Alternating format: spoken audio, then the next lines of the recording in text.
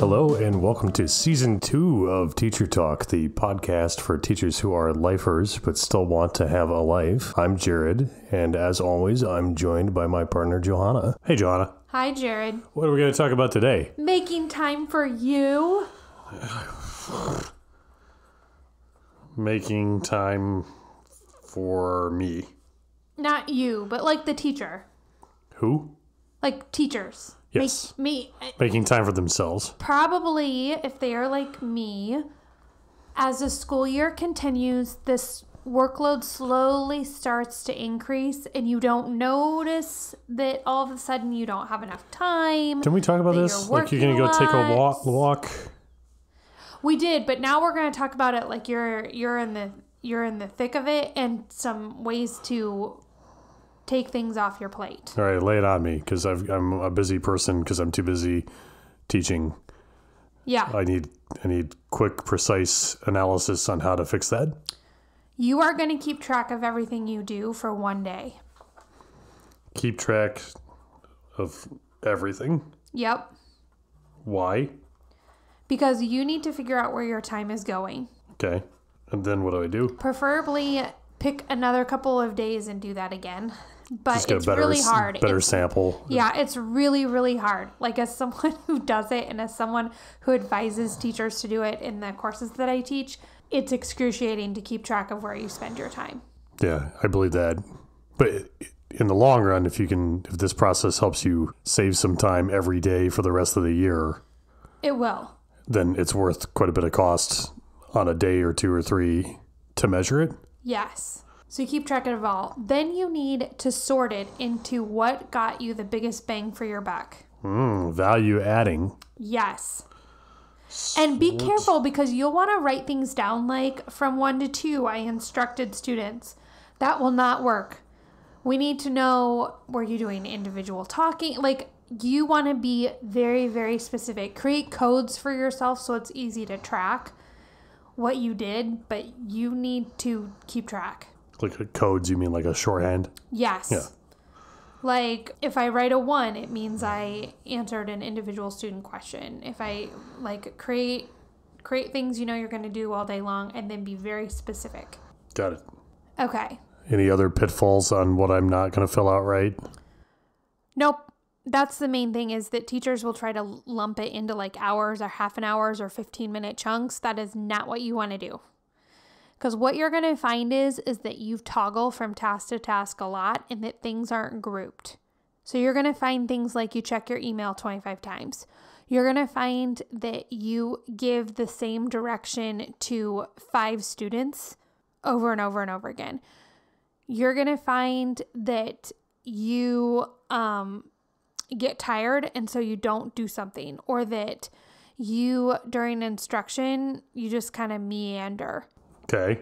And so what we need to do is we need to figure out a to-do list. I got my things. I sorted them. Uh-huh. How do I make the to-do list? You are going to chunk it based off of when you have time without students. So for example, my start of my day, I do not have students because this is my like prep time. So I have a to-do list of the things that I have to do every day as soon as I get to school. And every day, literally every day I get to school, I want to not do my to-do list. And I have to tell myself, because I'll think of something I really want to do instead. I can do it after my to-do list is done. Is this like a checklist? Yes. Is it like is this your manifesto about checklists? Yes, and we've talked about checklists before. Are you Dr. Atul Gawande? Okay, so you're going to have your checklist. Yes. And you're going to do it. Yes. You can read that book. That's a short book. If you want to be... Checklist Manifesto? Yeah, it's to learn more book. about why this is so valuable. Really valuable. But otherwise, just trust Johanna and do it. But if Then you don't, then read that book. you're going to make checklists also for the different learning chunks that you have. What's that look like? So I recommend creating a structure for every single learning chunk. If you are someone that teaches different content areas throughout the day, you need a different checklist for the different, and a different like schedule or system potentially for the different chunks. If you teach like secondary and you have like, let's say you have 4 of the same course, then you probably only need 1 checklist because that course structure will all be the same. Yeah.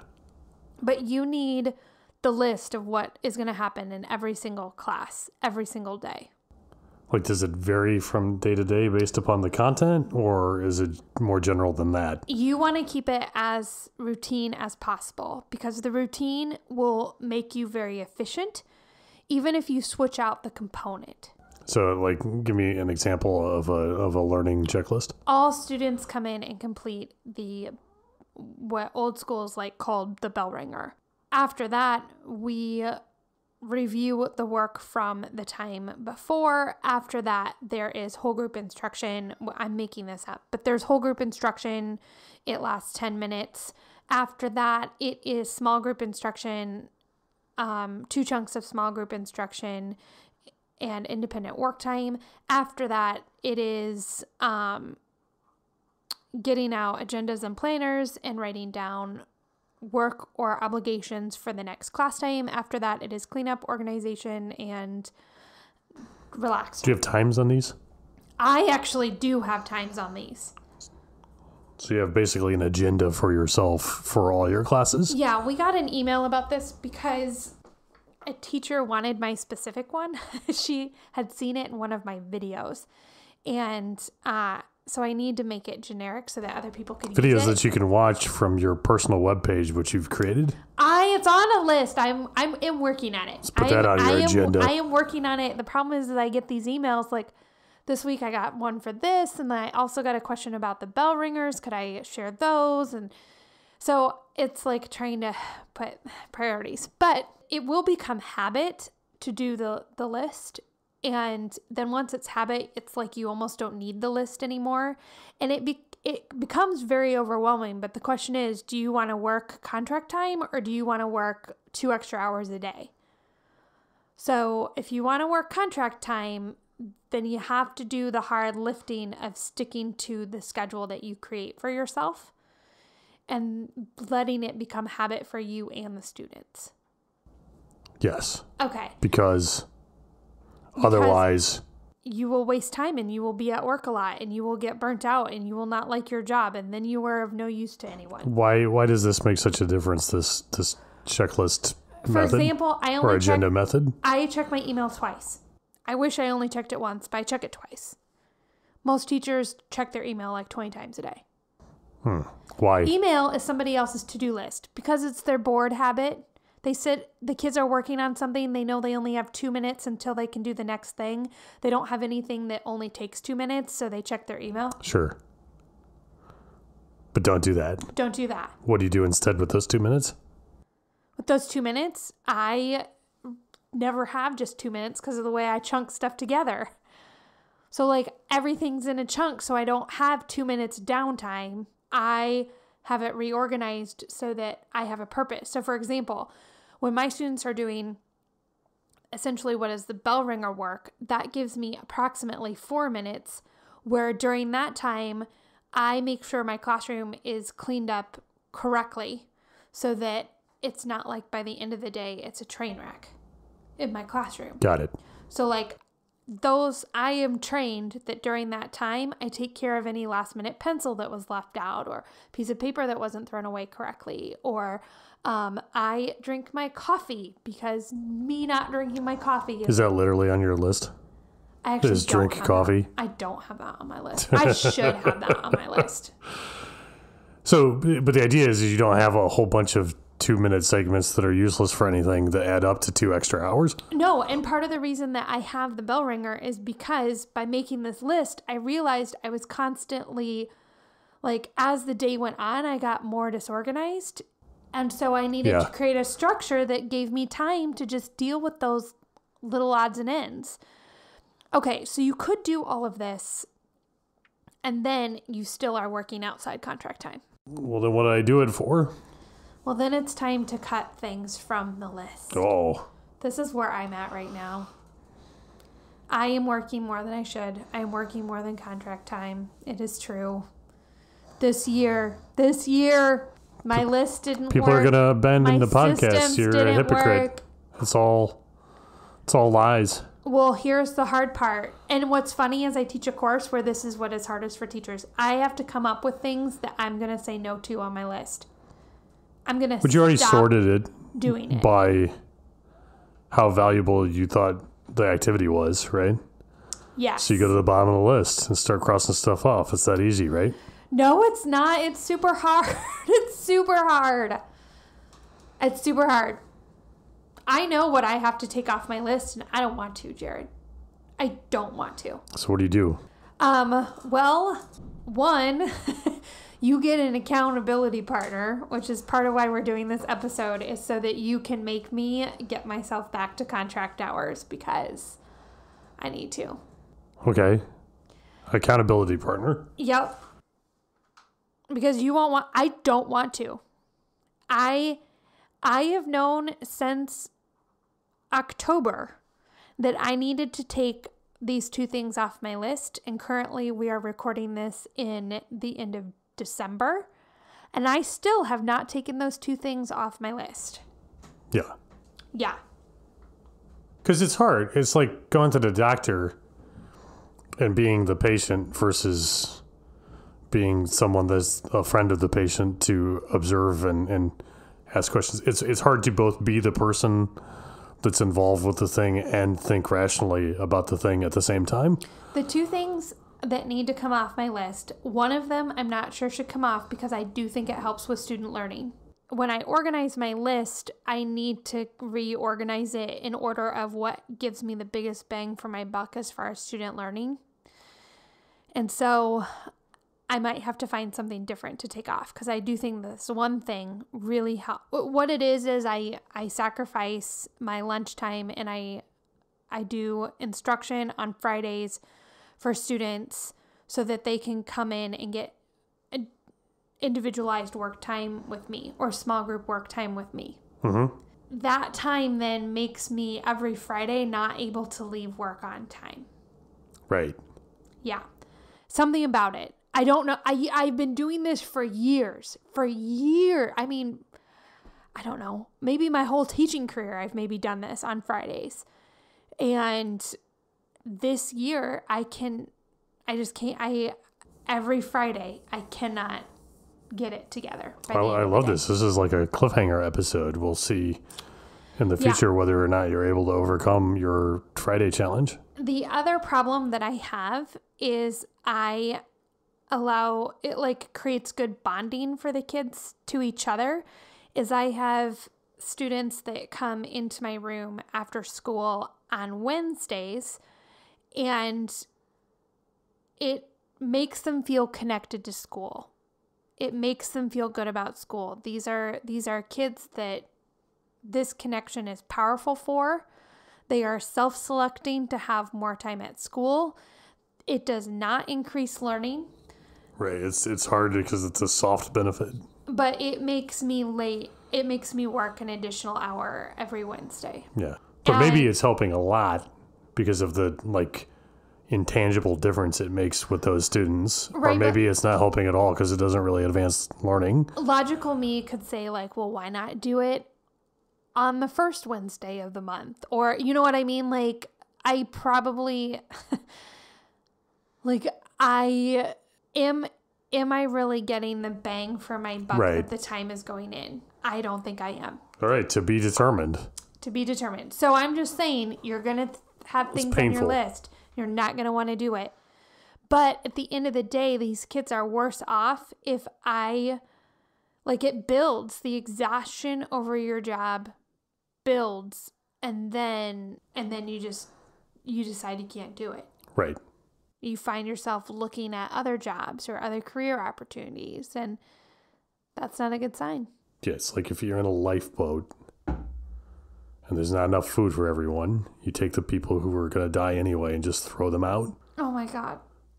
No, don't make it like that. Then I just really don't want to do it. Because otherwise everyone dies. Right? It's no good to anyone if everyone doesn't make it. I can't do that. Is that not what it's like? Well, but I'm saying you have to do it. Well, right, because otherwise everyone starves because there's not enough food to get back to civilization. But it's painful. Yeah, it's really, and it's personal. Right. It's so personal. And But I will say that the checklist will save you. And that the creating a checklist during the learning environment, like that will reduce your time. But there could be things on there, like I've talked to teachers and it was super hard, but what they needed to let go of was coaching. And it came down to this. Are you going to coach for a couple more years and then quit teaching? Right. Or do you get rid of coaching, but in 10 years you're still here? Right. And for them, just make that choice then. They just had to. They had to realize that they desperately wanted for it to work for them to be a coach and a teacher, and it just didn't. All right. Okay. Am I going to recap? Recap it now. Gosh, now that this maybe we shouldn't publish this podcast. And then I don't have to actually do this because this is so hard. Well, you don't have to. You can come back and report that you failed. No. Making time for you. Keep track of literally everything for a day. Be very specific. Not just like I taught class for 40 minutes. Like I did this type of instruction for this time. I did this. I checked my email for this time. Use a shorthand for yourself so that you can keep track of it. You want every type of your activity documented. Yep, so you can group it. Ideally, you do this 2 or 3 times, but it's costly to spend this much energy managing yourself or monitoring yourself. As someone who is now going to have to do this next week, so I can hopefully find a way to save this without having to get rid of those 2 things. Turns out we had enough food after all. We didn't need to throw that person out of the rowboat. I know. I really think, though, that anyway, yes. Once you're done, you're going to sort it by how much educational value you got out of it from... Well, you can sort it ascending or descending. It doesn't matter as long as you know which end is up. You're going to find when you first measure yourself that you're constantly toggling from task to task. Yep. You're going to go from whole group instruction to individual instruction to this kid was sick to this kid doesn't know what they're doing to these kids are randomly wasting time to, and then you're going to be able to be like, oh, we're going to do all of this is going to happen at the beginning because like I call them VIPs. So you're going to be able to chunk your times so that it's more efficient and effective. Right. You're going to group like tasks together. If kids always don't know the directions after you give the directions, then simply adding the please stand if you know the 5 things you need to go do right now. And then the kids that say sitting because they didn't hear the stand up part are the 5 kids that you're then going to take, and you're going to put each one of them in charge of remembering a step, and then they're going to go off and work as a team, and now all of a sudden you have a bigger chunk of time. You're going to organize this stuff in the chunks. You're going to make a checklist. You make multiple checklists. You make checklists for your time without the students. Yep. And you make a checklist for each of your classes. If it's the same class over and over again, maybe you only need 1. Yep. If you have a bunch of different content, then maybe you need several. Either hear me now and believe me later, checklists are exactly what you want for this. Save people's lives. It's a short book. It's an easy read. Atul Gawande Checklist Manifesto. If you don't believe us, go read it. And then hopefully... this organization will save you the time that you need to accomplish your goals of working contract time.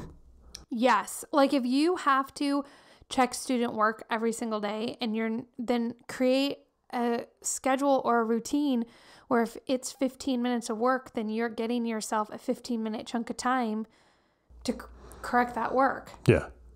Or you're figuring out a system where the students are taking more ownership over needing to edit or correct work.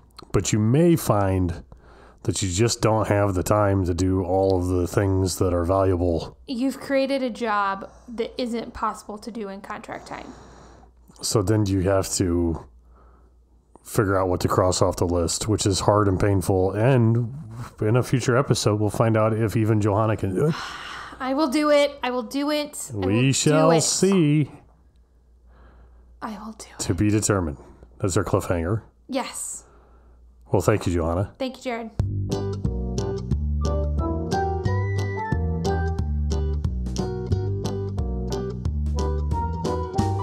Johanna, do you get questions from listeners ever? Yes, we do. How do those listeners send you questions? They send us an email. Where does that email go? teachertalk4teachers@gmail.com. But wait, what kind of 4? How do I do 4? All of the 4s. They can do a number 4. They can write the word FOR, or they can do FOUR, even though that one doesn't quite make sense. Well, perfect. teachertalk4teachers@gmail.com. Yes. Thank you, Johanna. Thank you, Jared.